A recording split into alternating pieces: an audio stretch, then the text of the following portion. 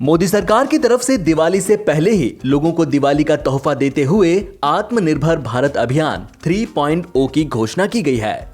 वित्त मंत्री निर्मला सीतारमण ने आत्मनिर्भर भारत अभियान 3.0 के तहत 2,65,080 करोड़ रुपए के 12 उपायों की घोषणा की है। उन्होंने बताया कि यह राशि जीडीपी का 15% है। निर्मला सीतारमण की तरफ से आम आदमी को प्रभावित करने वाली कुल 7 घोषणाएं की गई हैं।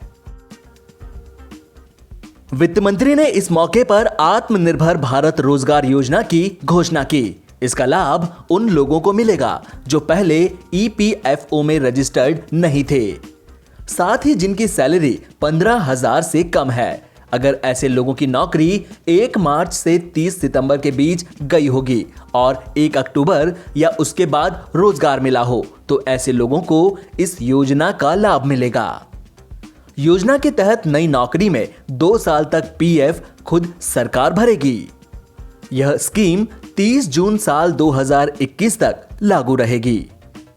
निर्मला सीतारमण ने 2 करोड़ रुपए तक की आवासीय इकाइयों की पहली बार सर्कल दर से कम कीमत पर बिक्री पर आयकर नियमों में छूट देने की घोषणा की। अभी तक सर्किल दर और बिक्री करार मूल्य के बीच सिर्फ 10% तक के अंतर की इजाजत है। वित्त मंत्री ने शहरी आवास योजना के लिए 18,000 करोड़ रुपए के अतिरिक्त प्रावधान की घोषणा की। इस घोषणा से रियल एस्टेट परियोजनाओं को पूरा करने में मदद मिलेगी, जिससे अनेक क्षेत्रों में रोजगार मिलेगा और अर्थव्यवस्था में तेजी आएगी। निर्मला सीतारमण ने नई रोजगार सृजन योजना की भी घोषणा की, जिसके तहत नई भर्तियां करने वाले प्रतिष्ठानों को सब्सिडी दी जाएगी। उन्होंने अर्थव्यवस्था को बढ़ावा देने के लिए प्रोत्साहन पैकेज के तहत किसानों को 65,000 करोड़ रुपए की उर्वरक सब्सिडी देने की घोषणा की। आत्मनिर्भर भारत 3.0 के तहत पीएम गरीब कल्याण रोजगार योजना के लिए 10,000 करोड़ रुपए का अतिरिक्त प्रावधान भी किया गया। साथ ही कोरोना वायरस के टीके पर रिसर्च के लिए जैव प्रौद्योगिकी विभाग को 900 करोड़ रुपए अनुदान की घोषणा की है।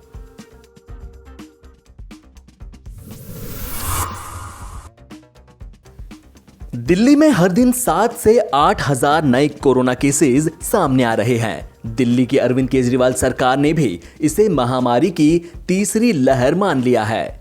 वायु प्रदूषण के बढ़ते स्तर के कारण दिल्ली में कोरोना की स्थिति और भयावह हो रही है। इस बीच दिल्ली के 33 प्राइवेट अस्पतालों में 80% आईसीयू बेड फिर से कोविड-19 मरीजों के लिए रिजर्व रहेंगे। दिल्ली हाईकोर्ट ने दिल्ली सरकार के इस फैसले पर लगी रोक हटा ली है। हाईकोर्ट ने कहा कि प्रदेश में कोरोना की तीसरी लहर के मद्देनजर ज्यादातर आईसीयू बेड्स की दोबारा दरकार पड़ने लगी है। यह कहते हुए हाईकोर्ट ने 12 सितंबर के अपने आदेश के तहत लगाई रोक वापस ले ली। दिल्ली में हर दिन 7 से 8,000 नए कोरोना केसेस सामने आ रहे हैं। दिल्ली की अरविंद केजरीवाल सरकार ने भी इसे महामारी की तीसरी लहर मान लिया है। वायु प्रदूषण के बढ़ते स्तर के कारण दिल्ली में कोरोना की स्थिति और खतरनाक हो रही है। एक्सपर्ट्स ने पहले ही चेतावनी दी थी कि अगर इस बार पड़ोसी राज्यों में पराली जलाने पर रोक नहीं लगी और वायु प्रदूषण पर नियंत्रण नहीं पाया गया, तो कोविड-19 महामारी में बेहताशा वृद्धि दर्ज की जा सकती है।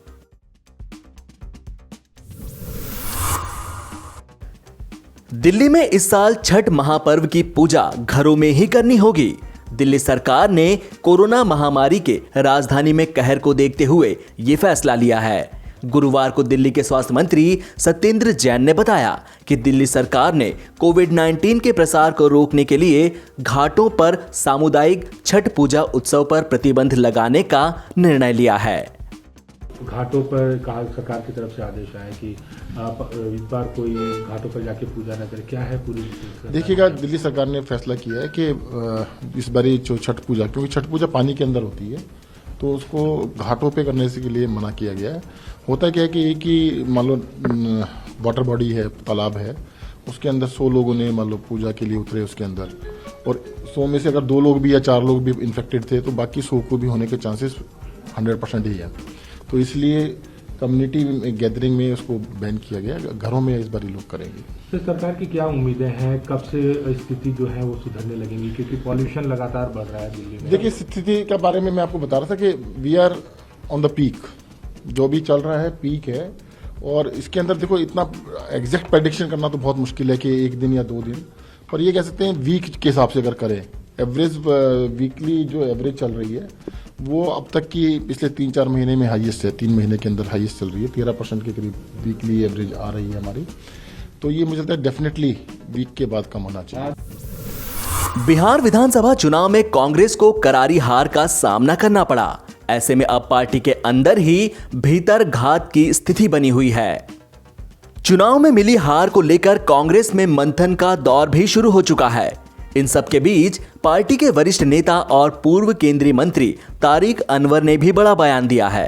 तारिक ने सीधे सीधे उम्मीदवारों के चयन पर सवाल उठाया और कहा कि बिहार में कांग्रेस की हार का सबसे बड़ा कारण उम्मीदवारों के चयन में हुई गलती है।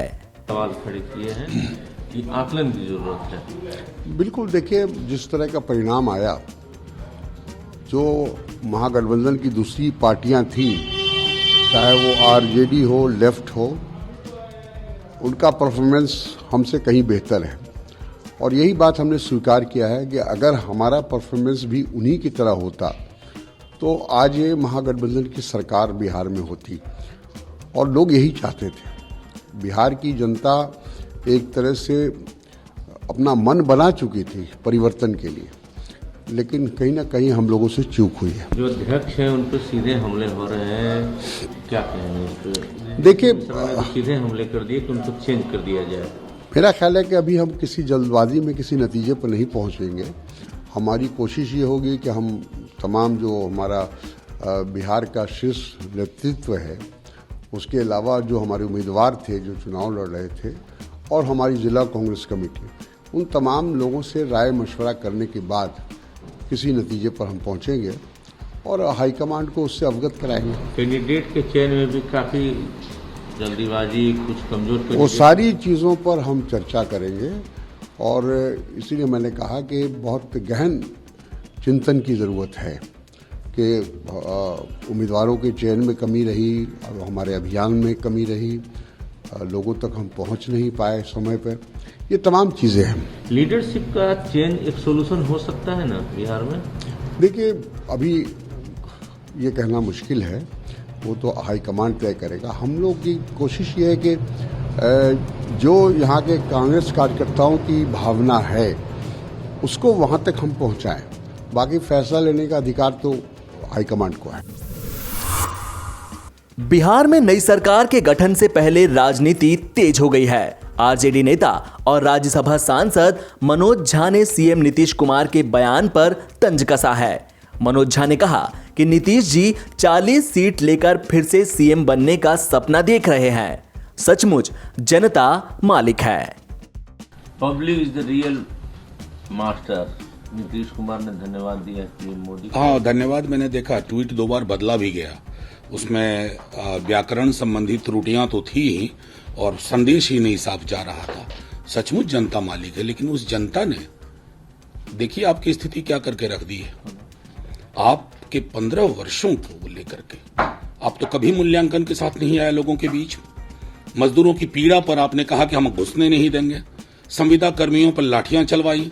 समान काम समान वेतन का जो पूरा उभार था, आपने उनको कुंद करने की कोशिश की। तो माननीय मुख्यमंत्री जी, 40 सीट लेकर के आप फिर से मुख्यमंत्री बनने का सपना देख रहे हैं, लेकिन अगर मैंडेट का विश्लेषण करेंगे तो ये डिसाइसिवली आपके खिलाफ है।